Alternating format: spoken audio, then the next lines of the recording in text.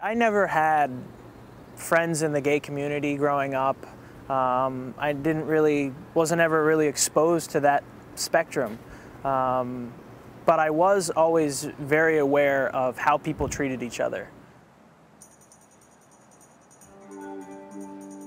My great-great-great-grandfather, James Hudson Taylor, was the first missionary to China, and he founded the China Inland Mission and was the biggest missionary since Paul the Apostle. So there's a long line of missionaries in my family and a long history with Christianity.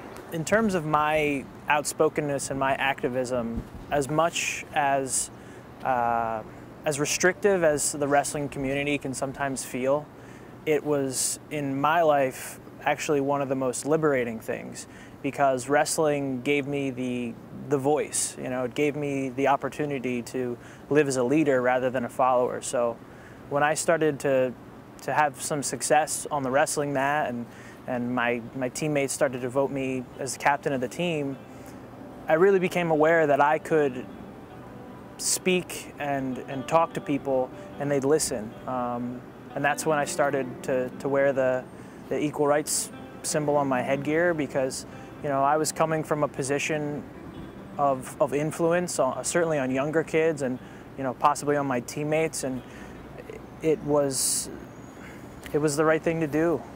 There are gay, bisexual, and transgendered teenagers who are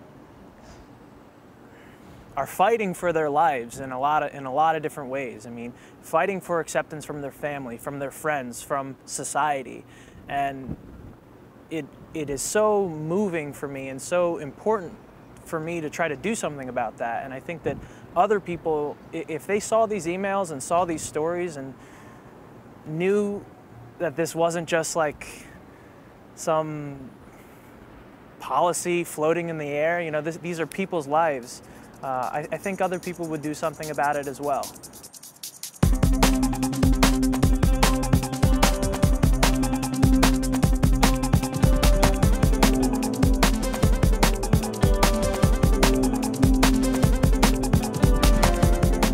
My accomplishments and accolades are usually talked about by my lovely fiance, Leah. Unfortunately, she wasn't able to be here today. She just got finished with her second year of law school, so I'm here for the both of us. When I proposed to Leah, a lot of thought went into it, and beforehand we had both just watched the movie Milk, which meant a lot to us because of who we are and what we believe and how we think we should live our lives. You know, you wouldn't want to send your kid to a racist school, and for us, marriage in a lot of ways was that racist school. So there was a lot of consideration whether or not we should get married officially or we should try to have a civil union. Luckily, DC passed marriage equality, and now gay marriage is legal in DC. So we're going to be getting married in DC on September 24th of 2011. This is urgent. This is pressing. You know, I'm talking to a kid, I'm emailing a kid who's telling me that he doesn't know whether or not he can go on living because his family and parents and friends will not accept him as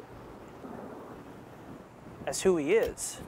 For me, really, just equality is breaking down the barriers that divide us. You know, when one group of people is excluded from something, that's a barrier that needs to be broken down, and that will create a society that is more equal. That's what I want to do with my life. That's the type of person that I am, and that I think a God would want to see.